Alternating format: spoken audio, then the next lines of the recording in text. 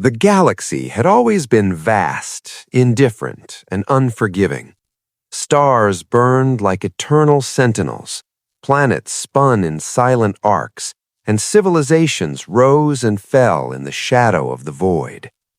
Among these civilizations, the humans of Earth were considered small, insignificant, almost laughably primitive.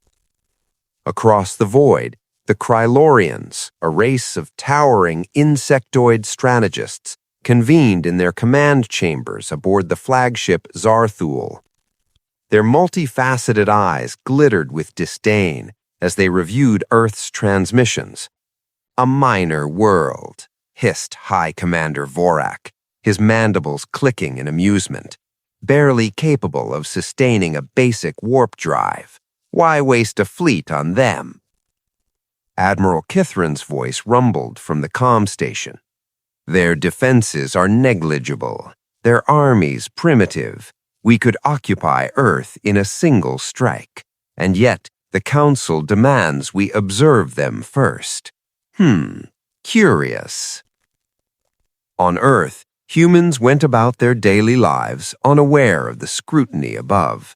Cities glimmered in the night, oceans roared with life, and deep in the labs and shipyards, scientists and engineers worked tirelessly. They had no way of knowing that their world was being judged, ranked, and written off as irrelevant. The Krylorians dispatched probes, expecting to find chaos, weakness, and easy conquest. What they found instead was complexity.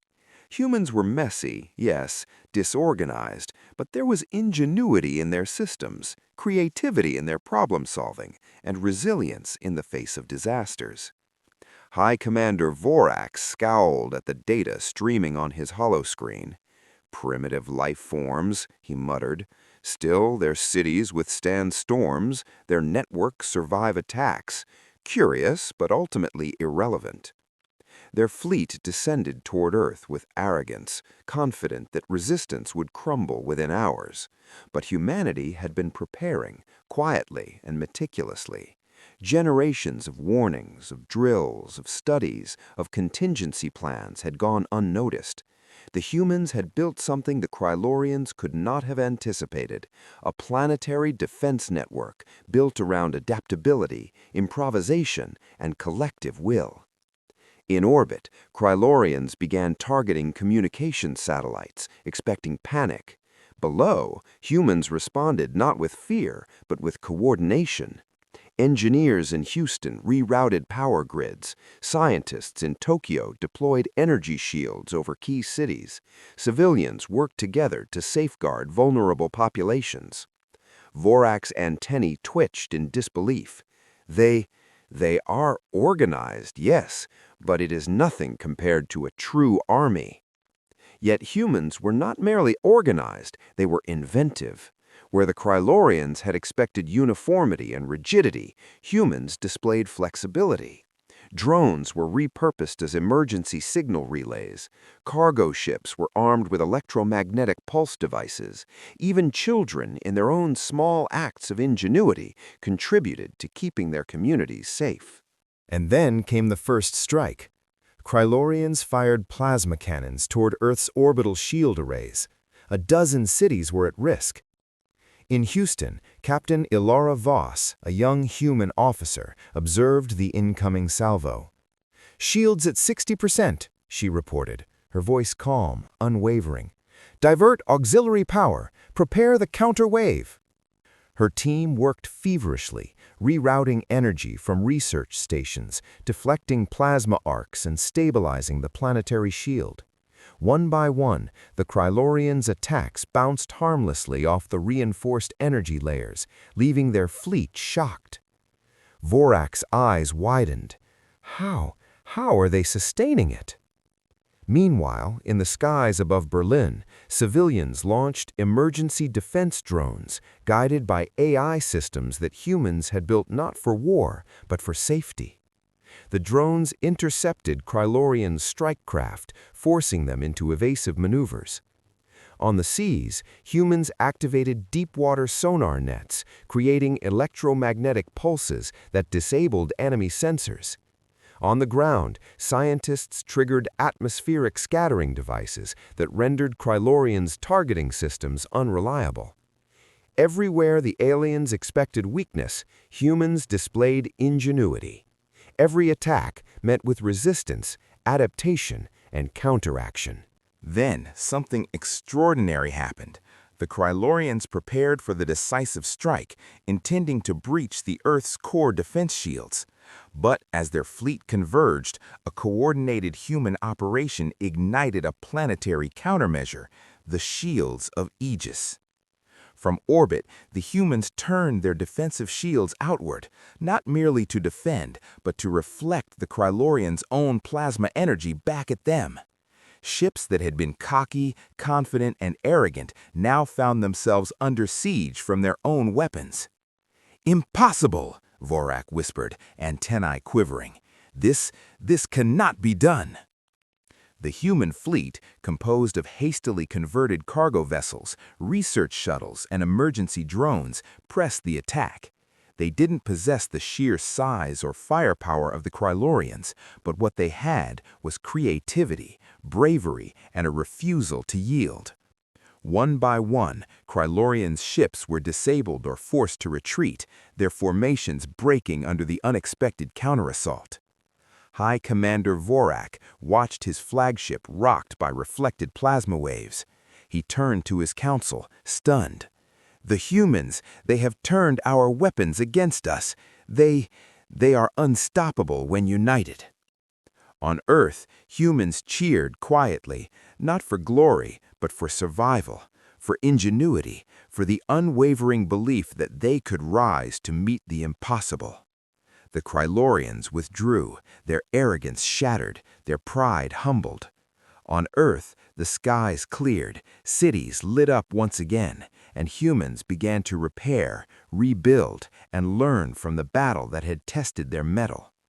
High Commander Vorak, in the aftermath, recorded his final report. "No species I have encountered demonstrates such resilience, such adaptability.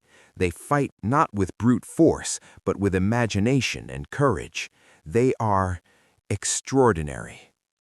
And for the first time, the galaxy understood what it truly meant to be human. The sky above Earth burned with the alien fleet's fury.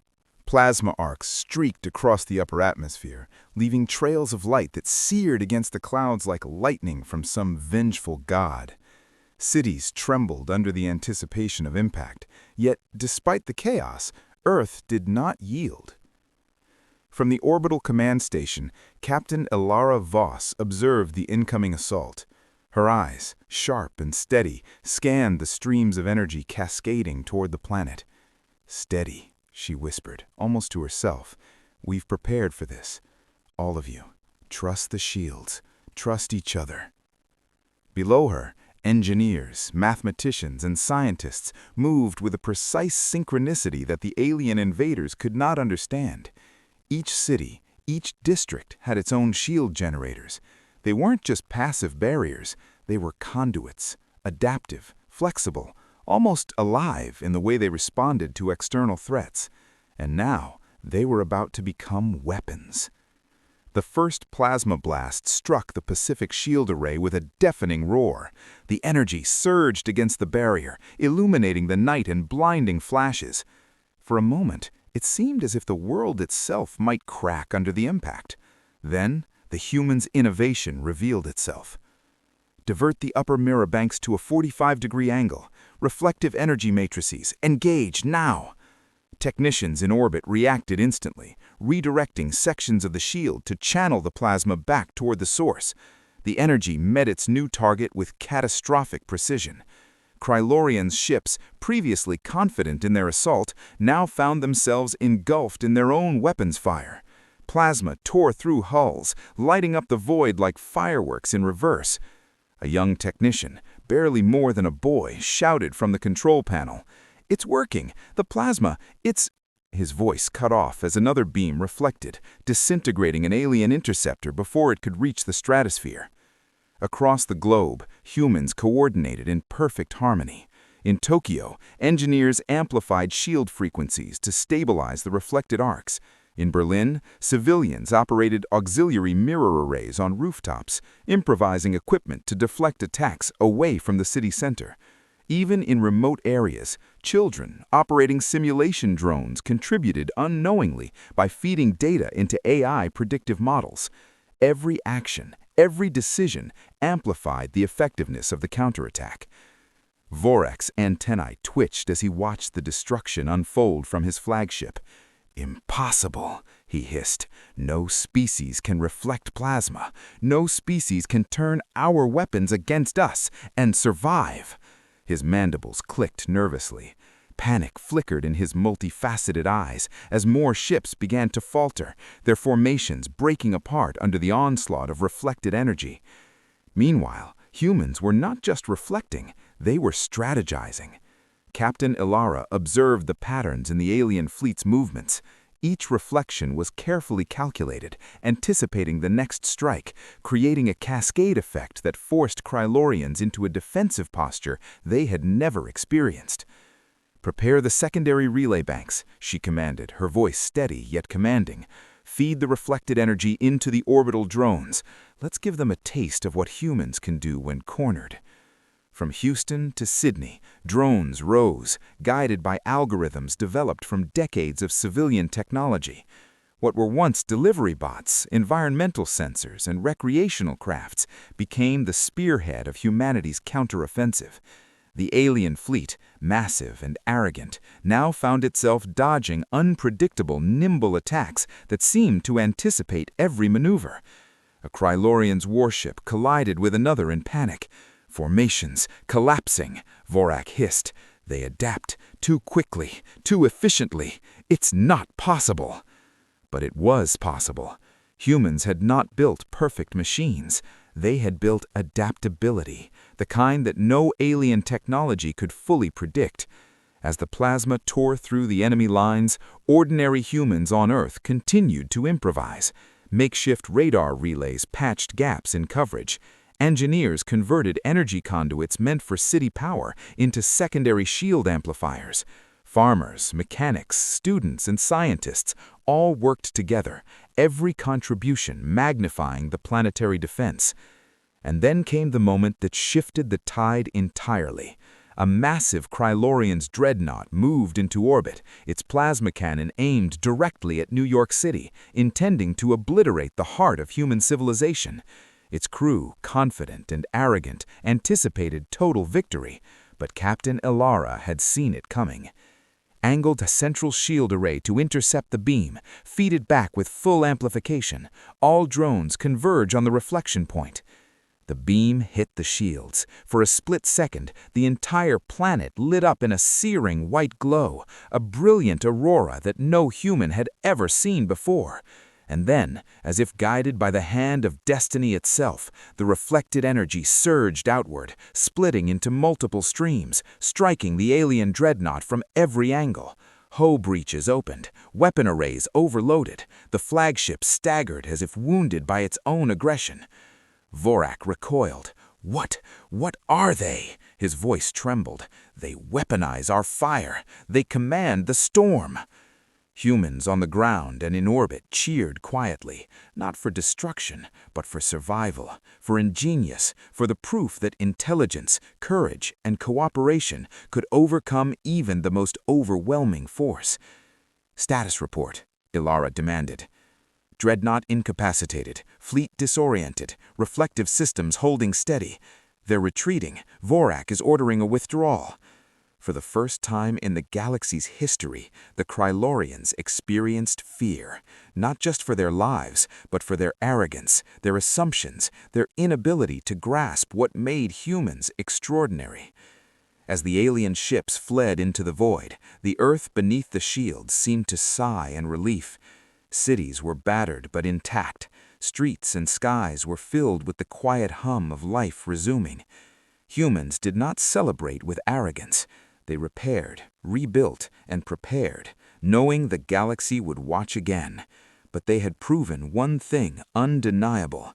even the most overwhelming force could be turned, redirected, and overcome by ingenuity, courage, and unity. High above, Captain Ilara Voss gazed at the departing armada. She felt a deep, solemn pride, not in victory, but in humanity itself. And somewhere in the silent void, Vorak recorded his final words. No species adapts like this. They endure, they innovate, they survive. They are not merely strong, they are extraordinary. And for the first time, the galaxy understood what it truly meant to be human.